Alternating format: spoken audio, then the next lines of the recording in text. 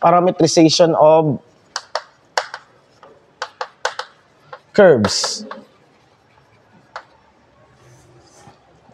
So meaning, we have a curve, and then we parameterize a curve. How do you parameterize things? Because in physics, actually, in your calculus, you're dealing with x, y, and z, diba? Find the derivative of x, find the derivative of y. You have multivariable function f of x, y, z.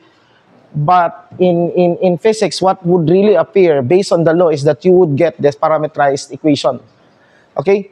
So, meaning that you have a point, and you can express this point using a vector, right? This point is given by x and y. And of course, that vector r, which points to the point x and y. And in fact, the true vector is not the arrow. The vector is this. Okay? This is the vector itself. Every element, because this is what we call a vector space. So every element of this one, every point on this one is actually the vector. Okay?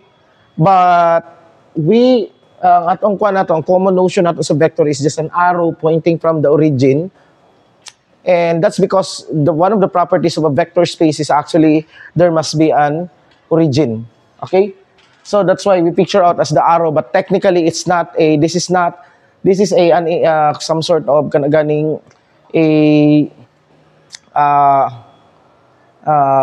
misleading. Yeah, some sort of misleading, because in general a vector could even be a matrix, or it could be an abstract vector. Okay, it could be a function, any function, as long as an element of a what we call a space, a vector space, and that space has points on it. Okay, those points is the vectors. Okay, sometimes it's not just a point; it could be a family of curves or whatever. Okay, so anyway, this is a point, and it's given by x, y, and actually r now this is already now the way we express vector. Okay? Oh. This is the way we express vector. But this is not the only way that we can express this point right here. In fact, we can give it any name that we want. It depends on our definition of the coordinate system. So, heavily, the way we put coordinate system is our naming of the vectors will depend on that coordinate system. In fact, the notion that you have I, j, and k, a vector I hat, and I hope, again, please watch katong videos nga gisulti nako, the vectors there, or many of the things that we will be discussing here will be alien to you. So, we have the notion of I, j, and k. These are unit vectors. And I think si Sir ninyo nagsugod siya sa unit vectors, di ba? Now, if this is still alien to you, please watch again those videos. Okay? Those lectures nga ako ang gipresent. Okay. This is what we call an orthonormal. These vectors right here, I and j hat, are unit vectors, normal, and orthogonal, meaning that they're separated by 90 degrees. At least when we translate that orthogonal into geometry. Okay?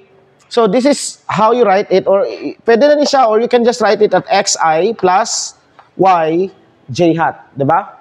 So this is very familiar sa inyo, ha? But in fact, this could change if we call this the basis vectors. Vector spaces have what we call basis vectors. Okay? Now, the basis vectors can be any vector, what we call that, a linearly independent combination of these vectors. But anyway, I can have a basis vector to be like this, a hat, and I would have this as my b vector, not hat even, meaning that these are not unit vectors. And I can express my r as some component of r in a. I can call that as ra, a hat, a vector, plus the component of r in b, rb, b. Okay? But at least in the elementary level, in this level, general physics, we will be using this one, not this one. I'm just giving you an idea that this is not the only way to name this point. Okay?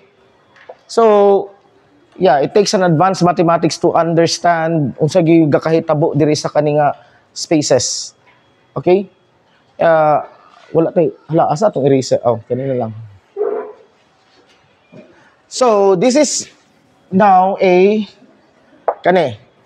Now, imagine that this point is traveling, is moving.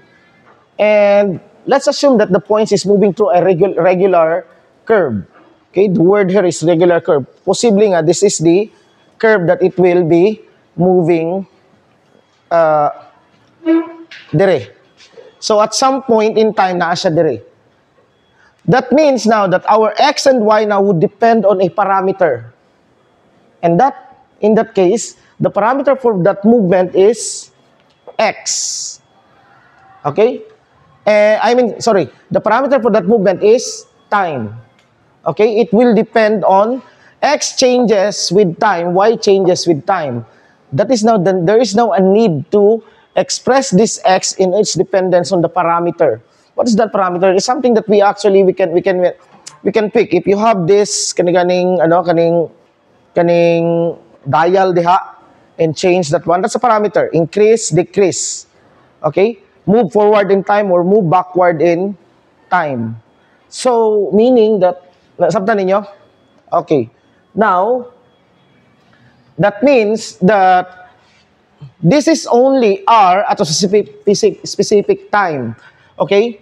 Now, if we have this point traversing through a curve, this will lead us to x as a function of time, y as a function of time, and z is also a function of time if we have the z component. Okay?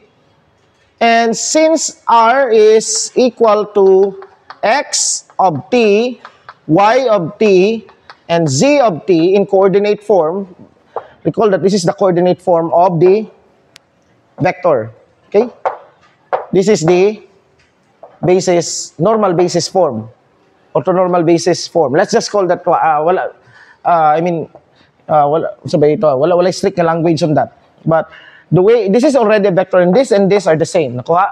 They refer to the same vectors. It's understood in our context that whenever we write this one, we are referring to I, J as the basis vectors. Okay? So here we have I, J, and K. Okay? I, J, K. So if R depends on, if X, Y, and Z, the coordinates depends on X, Y, and Z, on time, then we might as well say that R now will be dependent on time. We now have a vector R of T. Okay? We have a vector R of T. And this R of T, that means that if as soon as when the points gets into this location right here, your vector would be that, right? So meaning that R now would be these vectors right here. Kung diri siya, tong R, right? Tong diri, this is now our R. Okay? R would always point from the origin to that where the point is. We call this R as the position vector, right? The position vector. X is the X component of the position, Y is the Y component, and Z is the Z component. Okay? Now, here's the allowing us to express vectors this way, points this way, actually will give us much power in order to study the flow. We are imagining now the curve as something to be traversed. The curve is something to be traversed by this point right here. Okay, so it's not just a path. Okay, it becomes a trajectory. When we say a trajectory, manggod, the difference between path is just a road. Trajectory is the when and where in that road. Meaning, let's define that in our language. Trajectory is the when and where. So you have the path, and at the same time, at which time is the car at exactly this point, right? So the path is useless without knowing the when. Physics would tell us the when and where. That means that the solution to our equation would be trajectory. Okay? That's what we want. The when and where. That's everything that we need in order to describe the system. Because if you know the when and where, if we have this equation, we would know everything in time. Everything. Forward in time and backward in time. That's why we knew the eclipses in the past and in the future, whatever. So, example ng ginagamit, ani. Limot ako sa script. Kuan. But anyway, this is actually a very powerful tool. Okay? You know when and where, the when or the where, the particle. Right? So, the ability to predict things, to know exactly with great accuracy is actually the power that we possess right now. Okay, this is what we want. Okay, so that means that, okay, since wala na yung I'll erase this one. Okay, clear naman siya. That means now that, okay, suppose that this is the curve, and I'll just change this. Ano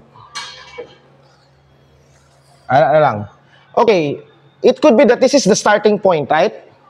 We can start it, this would be the starting point. So meaning we can say that this is R of 0 time. Let's just limit ourselves in 2 dimensions. So we don't have Z component. And it could be that after some time, asa na siya? Naana siya dire, no? We can think of this as R. This one is R of T1. This is R of T naught. And this is, let's call this R of T1. Whatever is that. Coordinate time there. Okay? And this one right here is R of T2. And it could be anywhere. Okay? I mean, it could be at any point. R of T3. Okay? There's movement. Clearly. It changes position. Okay? Now, if we have this R,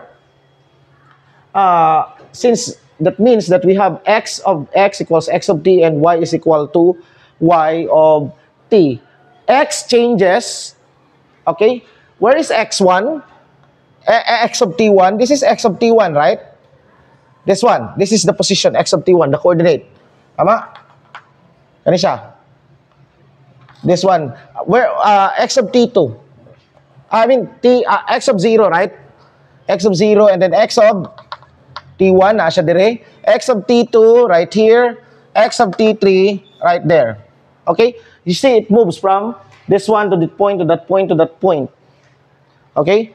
Now, T1, T2, and T3, and T sub 0 could be, kumbaga pa, they may not be, I mean, of the same progression. I mean, it could be 0, 1, 5 seconds, later 10 seconds, or pwede gyapon 0, 1, 2, 3, 4. Okay? It could be, okay, we don't restrict it to, unsa ba pwedeng ako aniya. Okay? So far, can you understand this? It's easy to understand this. Kinsay medyo naglibog dire. Wala. Klaro, di ba? Okay. And also, we also have y, right? Changing. So, x of 0, y of 0, y of T1, y of T2, and y of T3, and so on. So you can picture that one out. So that's what I'm saying about x as a function of time, right? And you can actually put that. Pwede niyo sa x, t. When t sub 0, you have your, di ba? You can call this as x1, x naught. And when t is equal to some t1, you have x1, right? You also have, in fact, ito na lang combine. T, and then x, y, no? So, at t naught, this is x naught, this is y naught, this is y1, this is x1, y1, and t2, you have x2, y2, and so on. So, this is what I meant by, this is a function, right? A function. Okay? So, with this one, of course, our R, what is R? R of R naught, this is now R naught, right? R naught is just the pair X naught I plus Y naught J. This is X1I plus Y1J. Okay, so grabe na ni ka visualize. Highly visualized. At least you understand its time dependence of the coordinates. The coordinates change as time. Now, if the coordinates changes with time, that would mean that we can measure its change. If the coordinates changes with time, then there must be something that we can describe that change. And we call that now the velocity. Okay? The velocity is actually a change in the coordinate. That means that the velocity, okay, and we can say that we need 2 points to establish velocity. Okay? We need it to know how x changed from this one to that point, right? And of course, we can think of this as x sub I plus 1 minus x sub I. The I plus 1 means if this is 1, then this is 2, right? If this is 0, then this is 1. Over ti plus 1 minus ti. So this is now we can think of this as the velocity from, vi na lang, no? Vi. Vi means the change from I to I plus 1. So dire, we can actually find, asa na to? Do you have V naught, right? That would describe how it changed from 0 to 1. And V1 now describes the change from 1 to 2 based on our definition. Okay? Or in general, this is just delta x over delta t. Okay? And since this is in x, we can label this as Vxi. Because we also have a y component. Diba? We also have this one. So we can also define Byi as yi plus 1 minus yi over ti plus 1 minus ti. No? So y2 minus y1. Okay? So if this is yi, if this is 1, okay, so this would be y2 minus y1. What is y2 minus y1? Ano na siya? D? Y subtan? No, that's the delta y over delta x, delta t. Okay? So we have this. Now, of course, it may be the case that the change from, it could be that the change from T0 to T1 and T1 to T2 would be different. Right? Why? Because, for example, take note of this. I mean, this example, this is time 0. Let's take this is 0, no? X, this is x, and this is y. So, this is at 0, this is 0, right? Let's say, nagsugod na sa origin, no? And then at t equals 1, this is 1, and this is 2. And at t equals 2, this is 3, and this is 4. At t equals 3, this is whatever. I'll just put a number here. 6, and then this is 6. At t equals 4 seconds, and this is, let's say, 7, and this is 8. What have you noticed? We have here Vx and Vy. So, ang Vx magsugod, diri lang na, Vx right here is isahon nato ni, how do we write this one? Paana siya, no, diri? Paana siya, diri? Okay, Vx right here is 1 minus 0 over 1 minus 0. You have, unsa man? We'll just put Vx, we'll just start Vx there, no? Vx here means kani o kani. Okay? So, 1 minus 0 over 1 minus 0, that would be 1. 1 unit per unit time. 1 unit length per unit time. It could be if your length is in units in meters and time is in seconds, so that is now meters over time.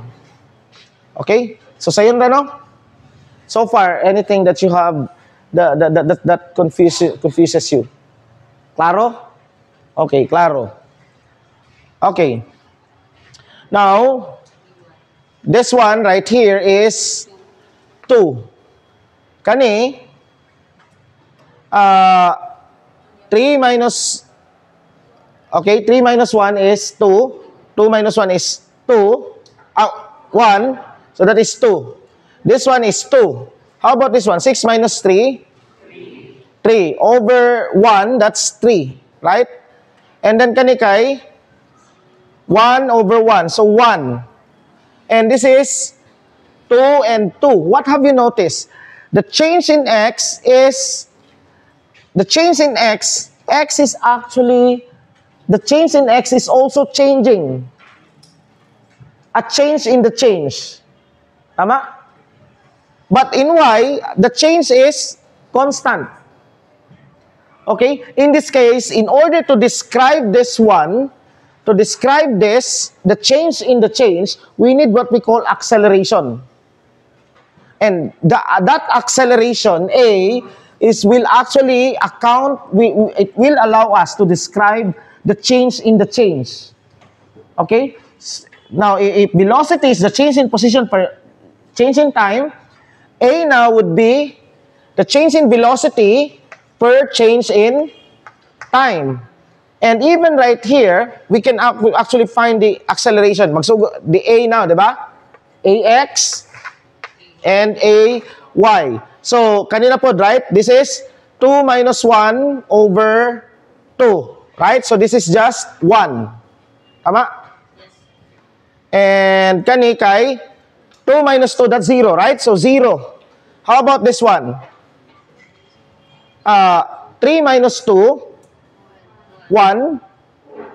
So, it's 1, right? And then kani kay 1 minus 3, negative 2 over 1. So, this is negative 2. So, and this is 0, 0, 0. Now, you see, nakita ninyo na siya? Okay? Sabtan yung visual out ninyo ang chano. So, in y, meaning that the motion in y is, the changes in the positions in y is maintained throughout time. But the changes in x, well, at first it's constant. The change of the change is constant, but then it changes. Well, it could be then the next, it could be changing again. Okay? So in this case, we have what we call in this one, in velocity, for this one, in x, we have a constant velocity. A non-constant velocity, but in y, we have a constant velocity motion. X now, well, if we are looking into this one, it becomes constant acceleration, right? 1, 1. But then, since pag we account the next time, it changes, and it could change again, then AX could be, meaning here, a non-constant acceleration. And right here, AY is, of course, 0, 0, 0. So, zero acceleration. Well, zero acceleration is also constant acceleration, and that's actually equal to 0. Okay? But technically, it's, the acceleration is, right here, is 0. So, let's just, no acceleration. So, let's differentiate no acceleration compared to to a constant acceleration. Because 0 is part of the constant, right? But you see the difference between an acceleration of 1 and acceleration of 1 and 0? It's different, right? An acceleration of 1 is a constant acceleration, but then the changes in the position is different. if you have measurements, different measurements in time. Okay? Whereas a zero acceleration, the velocity becomes constant. Okay? So it has no acceleration kanidiri. It's non-accelerating ang motion in y. So nasabtan ninyo ni siya. Okay? Now, suppose we want to know somewhere in the middle. Dire. So we can subdivide time. Instead of 0.1, we may want to know 0.1 or even 0.01. From that, if we take that one now, this delta now becomes kumbaga pa, the delta, the hour subdivision becomes very, very, kasi animang good na siya. It could be, now, tanawa, look at this one, right here.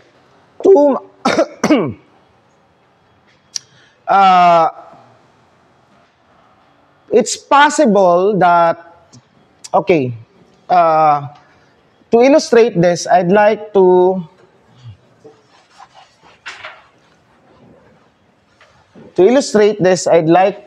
kumbaga pa, okay, this is 0, this is t, x lang sa siguro, no? X, 0, 1, 2, 3, 4. Pwede naman siguro diri. Lang nato.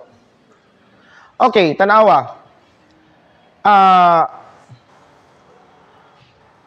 If our observation is kani and kani, when we don't know this, what is our velocity?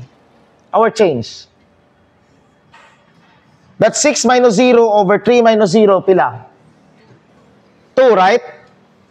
Sakto ba? Yes, sir. 2. 6 minus 0, 2. Tama? Yes, sir. Okay.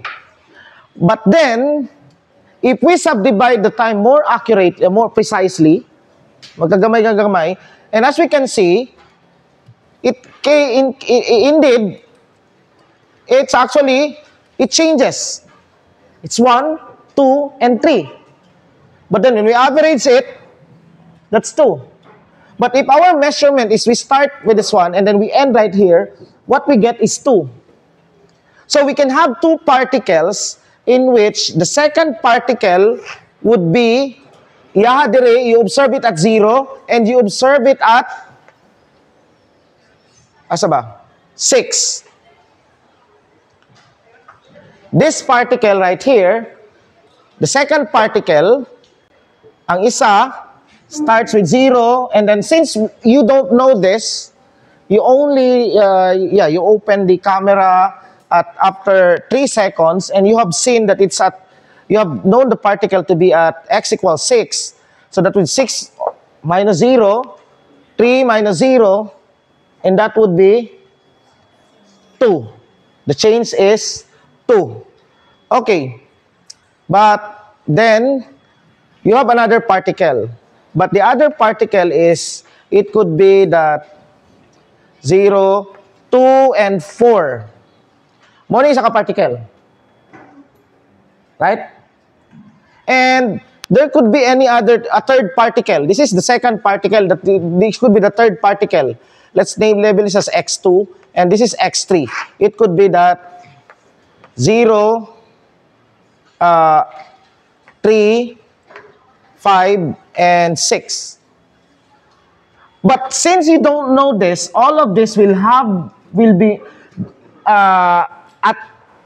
you open the this is 0. Particle 1, particle 2, particle 3. This is x equals 0 right here. When you open the camera after 3 seconds, all of them are here. They were here. Okay? So, when you measure the velocity for all of 3, you get what? You get all 2, right? Because that would be 6 minus 0 over 3 minus 0, 3 seconds. 6 units in 3 seconds, that would be 2 units per second. But the thing is, if you dig down, when you open, let's say this is in equal time. The snapshot. Suppose that you took this. Suppose that you recorded every second, but then you only look at t equals 3 seconds. Now you save t equals 1 and t equals 2. And suppose that you look at t equals 2. What would you observe? At t equals 2, asa ang ano? I mean, at t equals 1 second, the first particle is at 1. This one right here. But the second particle is at 2. And the third particle is at 3. No? Tama? When you look into the t equals 1 snapshot, it took a picture at t equals 1 second, you would see that the third particle is leading. And then you then look into the data for the second, for t equals 2. Okay, na-record man to, pero wala lang nimo gitanaw. Garon gitanaw na nimo. What have you seen? This first particle is now at asa ganyan siya? 3. Nana siya dire. How about the second particle? It's at 4. Where is 4? Here. And the third particle is at 5. Right here. And leading gapon ni siya. Okay, but then, when pag-abot sa 6, all of them simultaneously reach x equals 6 at the same time. Okay? So, you see the point? Nakita niyo ang ano niya? Okay? So, what is your conclusion? This is not, you don't need physics actually to understand this, right? At first, this was faster. And then, it slowed down. Maybe the race katuganing the Disney, sige ng pagong si kuneho, sige na sa English ng si pagong si kuneho, di ba? And yeah. One is fast and then suddenly it met something, okay? But if you don't know this, what would you conclude? All of the three will have the same velocities. Okay? Because when you look at t equals 0, there they are, and nagsabay sila, they simultaneously at t equals 3, you have seen them at x equals 6. Okay, they have the same, but dili di ay. When you open the recorder previously, then you have found that at some point there, okay? Nasabtan ninyo? Okay. So here, we need to know the notion, we now have two notions of velocities. We call this, that one is the average velocity, or the velocity between two separated measurements in time. That's what you know. You don't know somewhere what happened in the middle. Okay? Now, is it possible for us to know the velocity at a specific instant? How fast is it traveling? Because we will need that. For example, when the particle is at here, or maybe after 2 seconds, how fast is the particle traveling? That truth exists. And it's measurable. How are we going to know that? Well, we can know that by actually using the concept ako ning erase ha. We can know that velocity at any instant by taking the limit of, this is x now, the limit of delta x over delta y as delta t as delta t approaches 0. Meaning that we are actually trying to observe it in a shorter and shorter and shorter amount of time. Okay? Now again, sa katong mga wala nagtanog video, this is foreign to you, I know. Okay? So, dapat you should watch katong the calculus videos because I explained it there. Okay? The concept of limits. Well, unless siguro STEM mo gikan. STEM ba mo gikan? Okay, say non-STEM dire. Non-STEM. Okay, non-STEM nga wala pa'y calculus. Ikaw ra kamong duha, ikaw non-STEM? Non-STEM? So kamong tulo upat ang is this foreign to you?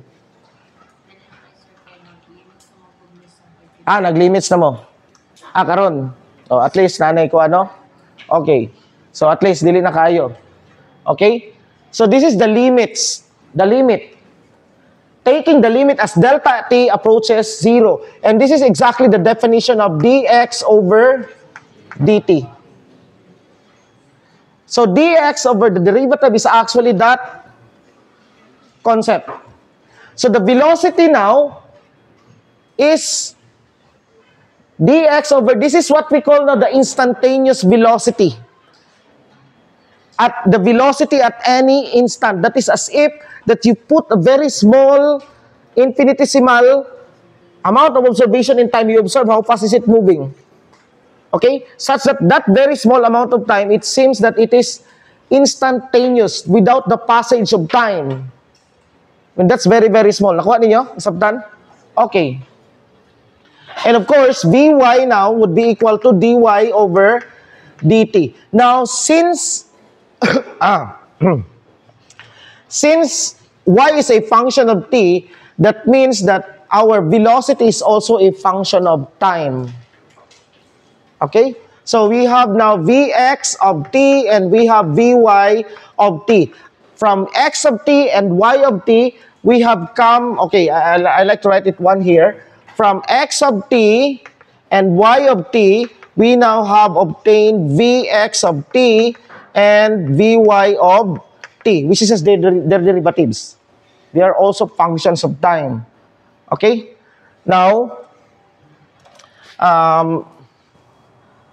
the thing is, not if we can do this with position, we can also do this with velocity. Okay? And the same thing, since acceleration is the change in velocity, we can also find that instantaneous acceleration. And what would that be? Well, of course, A is just equal to the limit of delta V over delta T as delta T approaches 0. Okay?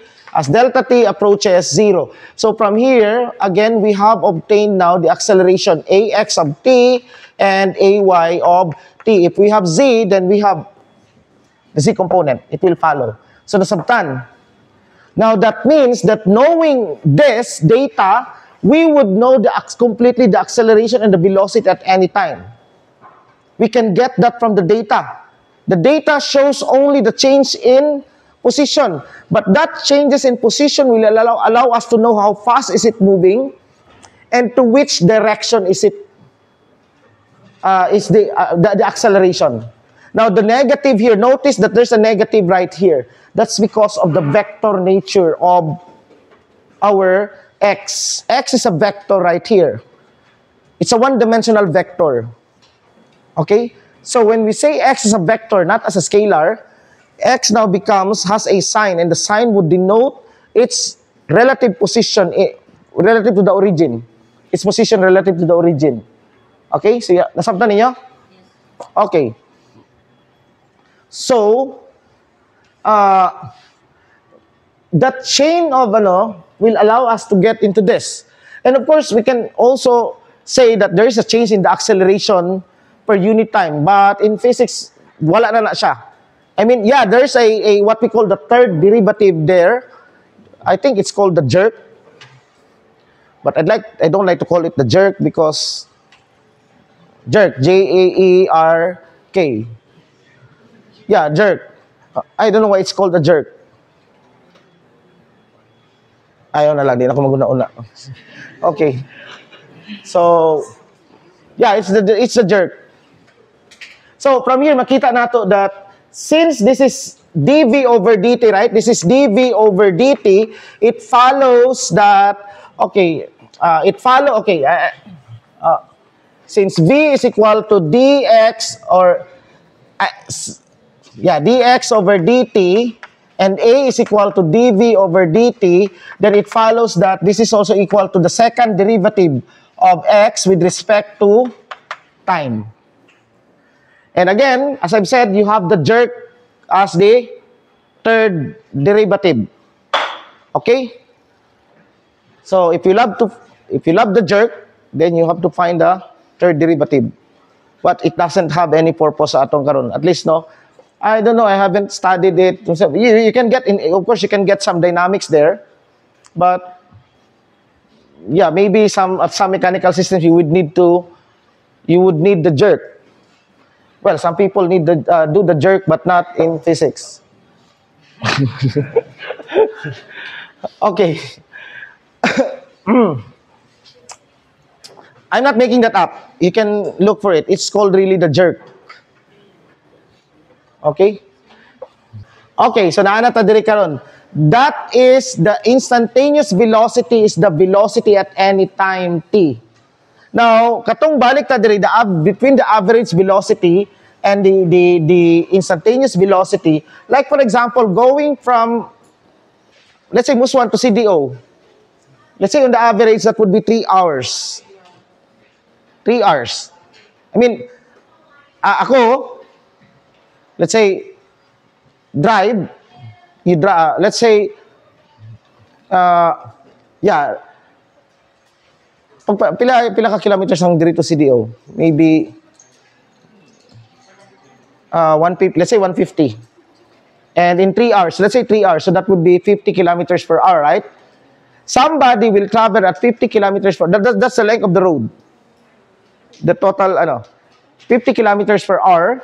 So, he will get there constantly. It's not changing velocity. I mean, it's not changing speed. It's constant. He's changing velocity because he's changing direction. Constant speed. He will get there at exactly 3 hours. In exactly 3 hours. Someone who they left at the same time. Okay? Pero ang isa, maybe kasero kayo. At some point, is traveling at 150 kilometers per hour, and sometimes zero, say, because, okay, hinay man to siya, matulog sa ako. Just like the Pagong and Conejo race, no? The race of the turtle and the rabbit, or the monkey, I think. Dagang kayo version. Okay. But since some of the time, this will stop, they arrive at CDO, maybe at Puerto, at exactly the same time. But sometimes, katong isa mauna, right? And sometimes, tungkol pareho na si Pagong, steady, the turtle runs steadily, sometimes mauna siya dito, to the point that, naunahan ako, niya, pa dahil siya sa Manolo si Kuan, niya, dito na hapit na sa Puerto si Kuan. But since turtle is still slow, and katong isa paspas, kaya pa niya apson. And they exactly arrive at Puerto in exactly the same time. But one is traveling at constant speed. The other one is traveling in a non-constant speed. But you see, this is actually what matters. Kung tanawon ninyo, this is the practical applications of this one. Whether kaskasero ka o dili, I think Muswan to CDO, private vehicle is around 3 hours.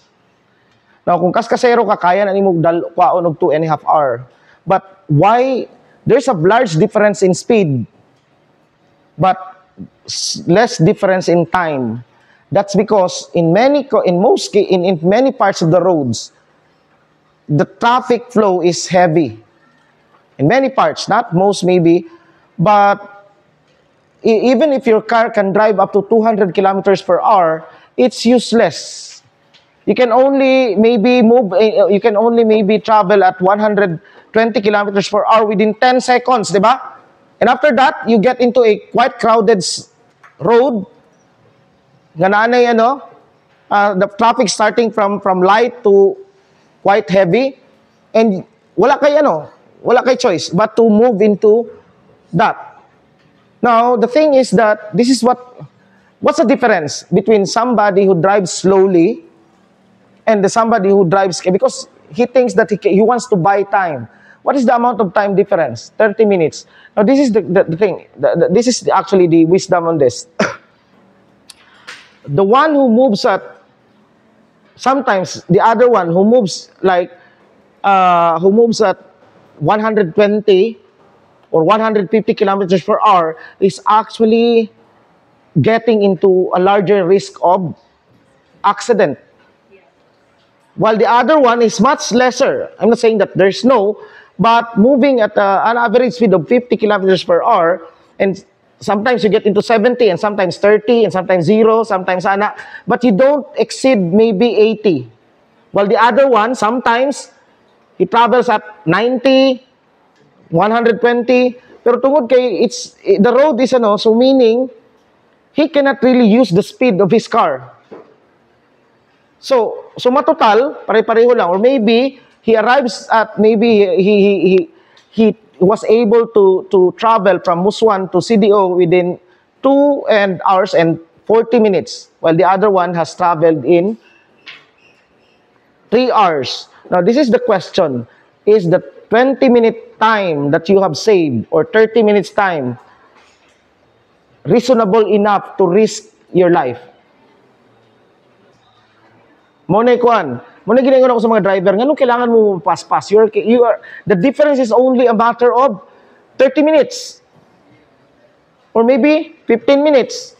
But then, the one that's traveling at a not so fast is actually have a smaller risk of running into accident.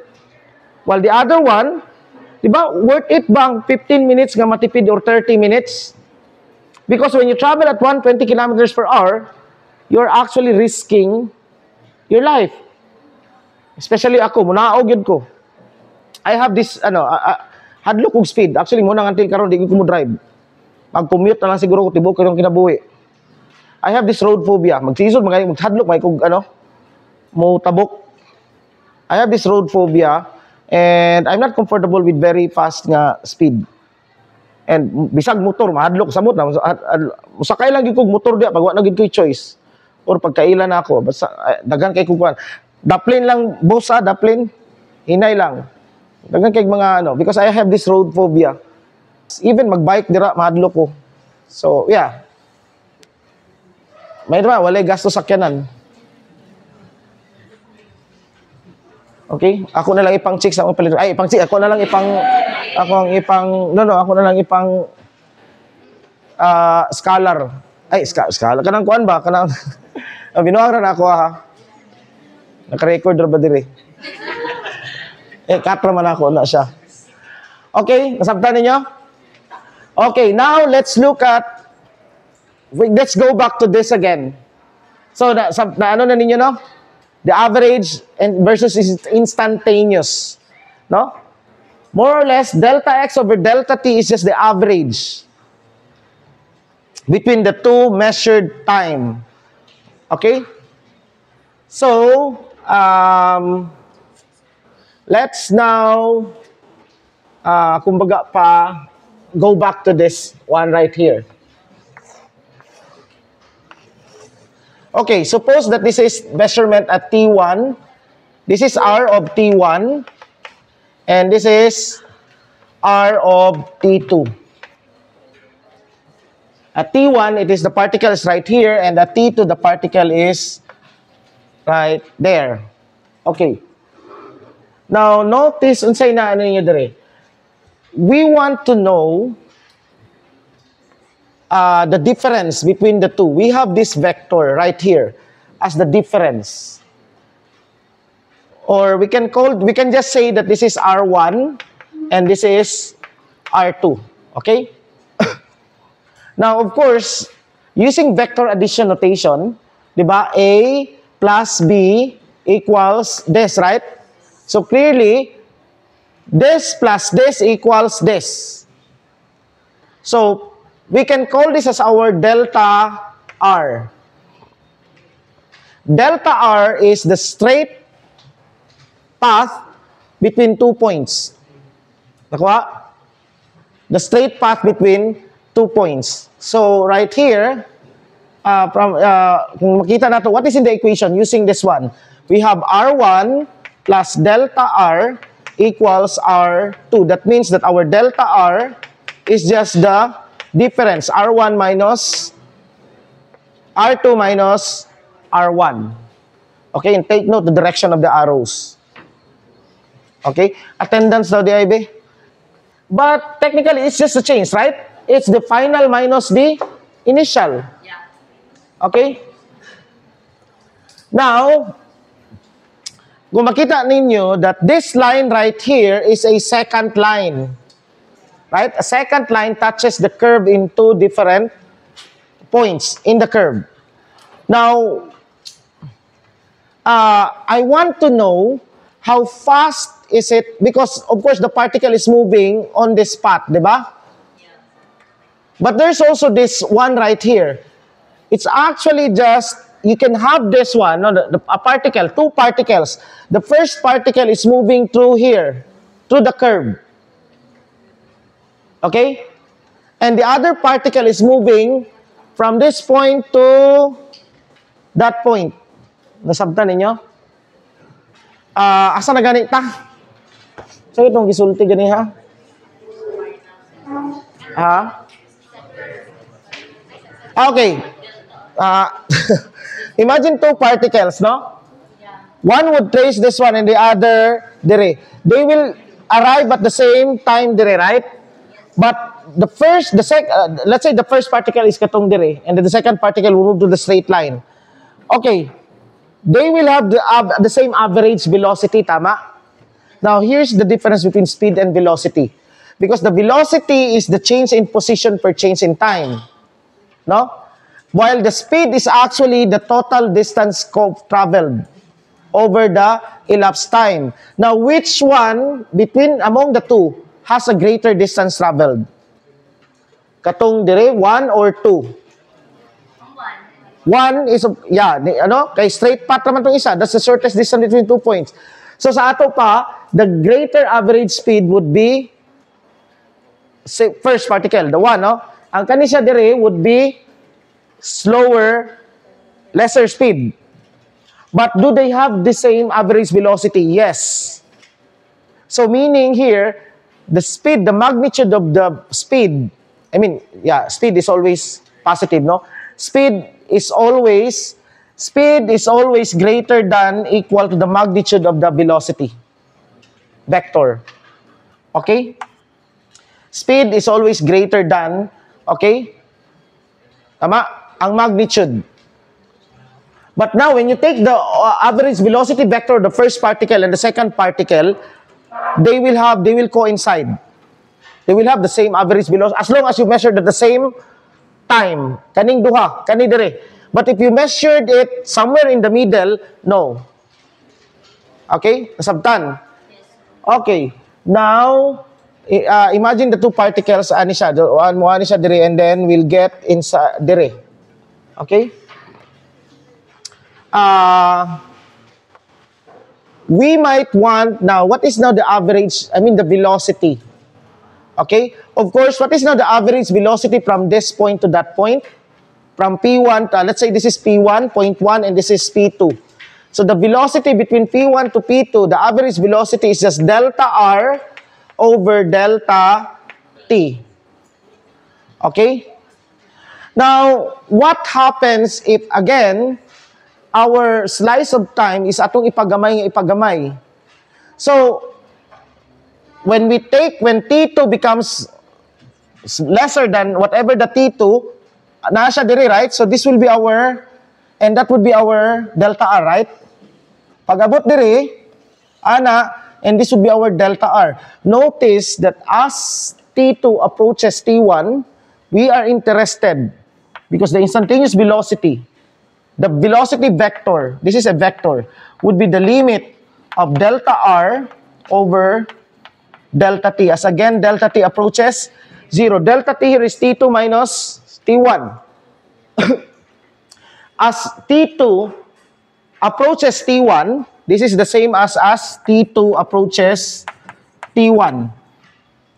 Or as the norm of delta is becoming 0, notice that our second line is starting to become a tangent line. The moment that T2 touches T1, then our line this is now our line, tama? Our second line, delta R, becomes now a tangent line. That means that delta R, right here, as the norm of delta, the limit of delta R, as the norm of delta approaches 0, the length of that delta is actually equal to dr. This is now the derivative of a vector parameterized by time. dr, and that dr, okay, is tangent to the curve. So we now have a notion of understanding what dr means. So here, to be clear on that, if this is the case, and if this is our r, this is our r of t, then dr would be tangent to the curve that it is tracing. And this curve is parameterized by xt and yt. Wala pa ta nakabalik sa parameterization actually. Mubalik ta diha ron. Okay, napamantay time. Okay? So here that means that this is dr. So that means that this is our velocity vector dr over dt. The direction of the velocity vector is tangent to the curve, which is expected, tama? Because as you travel in a curve, asa ka nag-aatubang, that is where your direction is as you move, tama? That's the direction of velocity.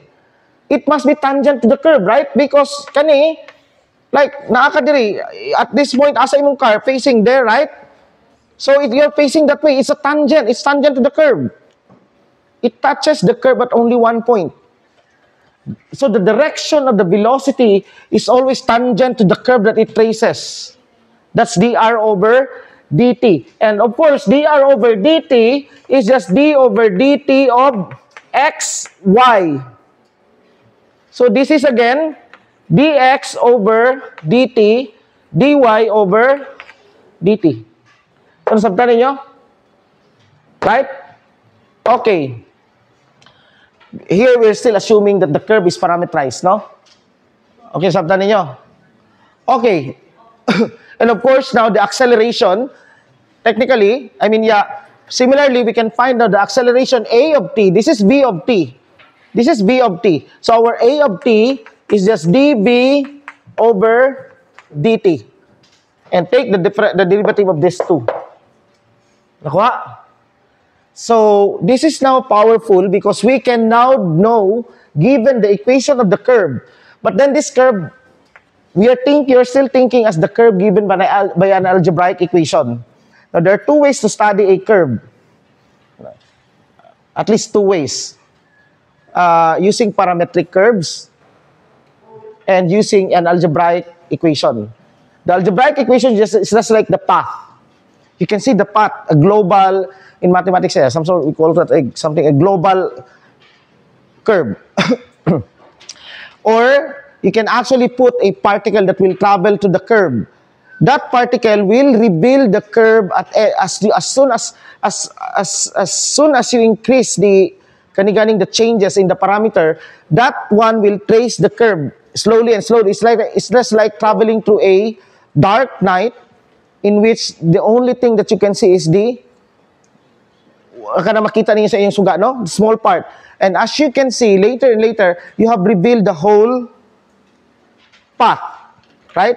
And this approach is actually what is usually in what we call differential geometry. That's like you parameterize things. Local study of curves, local curve theory. Because we put at every point in the curve, okay, in fact, at every point in this curve is another vector space. But we are not going into those advanced nga mga tools. Sometimes I get tempted manggod nga mo. Anyway, so nakuha ninyo rin, nasabtan? Okay, now let's go to the, as I've said, this curve is given by, it could be given by an algebraic equation. What's an algebraic equation of curve? Well, the algebraic equation of curve is f of xy equals some constant. That's a curve in two-dimensional space. F of xy equals constant. That's a curve. Okay? A family of curve, it depends on the constant. Na ano na ninyo sa inyong calculus? Wala pa? Di ba? Umana mo calculus 2? This one will give us a curve. Oh, for example, f of xy equal, example, x squared plus y squared minus 1 equals 0. Right? This is a circle of radius 1. How about 2? This is a circle of radius square root of 3. Tama? How about negative 1/2? This is a circle of radius square root of 1/2. Right? So, mauni siya, tama? This is now, in fact, f of equals f of xy. This will give us a family, a family of curves. When this is equal to 0, when f equals 0, then you get now a circle of radius 1. Okay? So what's that circle of radius 1? You have this. Right? Kani.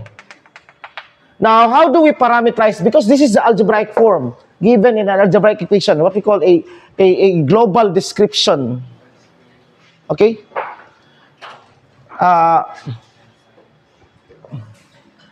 Every point on this point right here in this curve, for example, kanino, every point here is I can have a vector pointing to a point on the circle. Nakuha? I can have that vector R such that that R is equal to xy such that x squared plus y squared minus 1 equals 0. Only those points, x and y, that when you substitute to this is equal to 0. If it is not equal to 0, then it is either outside or inside the circle. So, nasabtan ninyo? Mauna siya. Now, I can now parameterize this. Well, the easiest way to parameterize this, the default is, I imagine it to be a, diba, ana? I can just use x, and knowing that since it is on a circle, I only have 1 degree of freedom. In fact, in geometry, in advanced, some sort of advanced, in differential geometry, the dimension of the circle is 1. It's a one-dimensional object embedded in a two-dimensional space. A sphere is a two-dimensional object embedded in a three-dimensional space. There's this deep concept in differential geometry called embedding. It's like, sir, the sphere is 3 dimensions. No, it's 2 dimensions. You only need two parameterization, 2 parameters to specify a point. For example, a point on Earth is latitude and longitude. But then, we have this notion of, because this is embedded in a 3-dimensional space, that's why we view it as a 3-dimensional object. But in fact, the sphere, S2 itself, is 2-dimensional. If we don't have the notion of this one, we would think that the Earth is flat.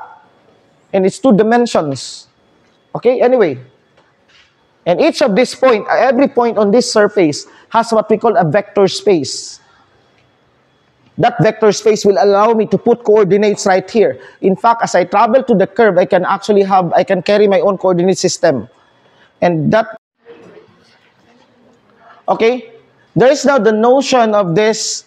We are imagining it to be traveling, to be moving. Okay, now, this is already a parameterization. But one of the parameterization of a curve is using, instead of I'll use the parameter as this angle. I can call this as t. And now, from this one, this is x, right? And this is y. What is my x? Diba x is equal to, if this is of radius r, or just 1, that is 1 cosine t. So this is now cosine t, and y is equal to sine t. So what's my vector? R now of t is equal to cosine t I plus sine t j. Now this is now a different parameterization. In fact, at t equals 0, it starts at the origin. And this moves, katong ganiha, it moves on the in the clockwise. While this one moves in the counterclockwise, right? Tama? It starts when t equals 0, it's right here. So you see the difference? And they will have different speeds. Nakuha niyo? Different ang speed, ani. It could be they're moving constantly. It's a constant speed motion. Kani? Constant speed motion here. Constant ba? Yeah, constant. Because t is constant. If angle is opening constantly. So the arc length traverse is constant. Whereas katong ganiha, it's non-constant. Constant ang x dire. So paana ka dito, but then sometimes the tangential velocity becomes, by the way, this is called tangential velocity also, is changing. So it has a different, depende sa parameterization. Nasabdan ninyo?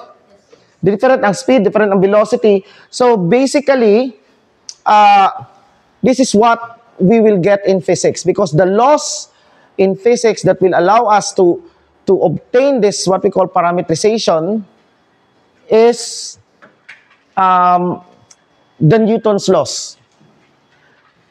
What we have in physics is we need R of t. From R of t, we want to find everything. So this is actually determinism. Once we know this, okay? Once we know, of course, we need to have data points. And once we know that, then we will know everything, past, present, future.